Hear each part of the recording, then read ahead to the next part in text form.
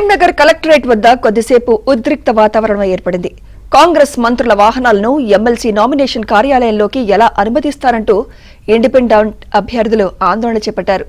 నిబంధనలను విరుద్ధంగా వ్యవహరించారని అధికారులు నిలదీశారు.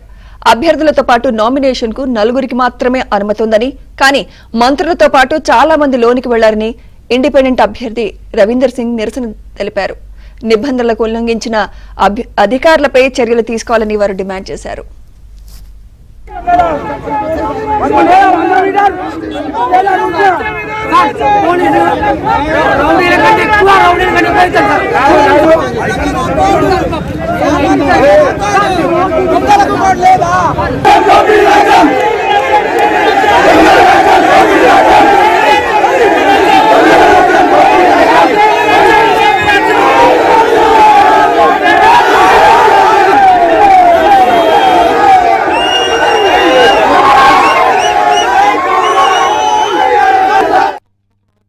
దయచేసి తెలిసిపోయింది కొత్త విషయం ఏంటంటే, మంత్రులు సామంత్రులు ఆకారం గల్లోళ్ళు అహంకారం గల్లోళ్ళు ఈరోజు నామినేషన్కు వేసేందుకు వస్తే వాళ్లకు ఎర్రత్తి వాచి పంపుతుర్రు.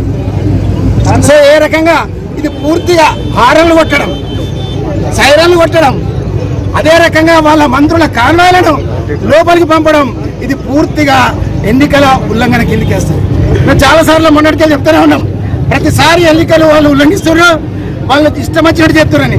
అది ఈరోజు పత్రికల సాక్షిగా ప్రజల సాక్షిగా ఈరోజు బయటపడ్డది. మేము డిమాండ్ చేస్తున్నాం, వాళ్ళపై కేసు పెట్టాలి. పోలీసు వాళ్ళు ఆపినా కానీ మంత్రుల కాని లోపలికి పోతుంది కాబట్టి వాళ్ళపై క్రిమినల్ కేసు పెట్టాలి.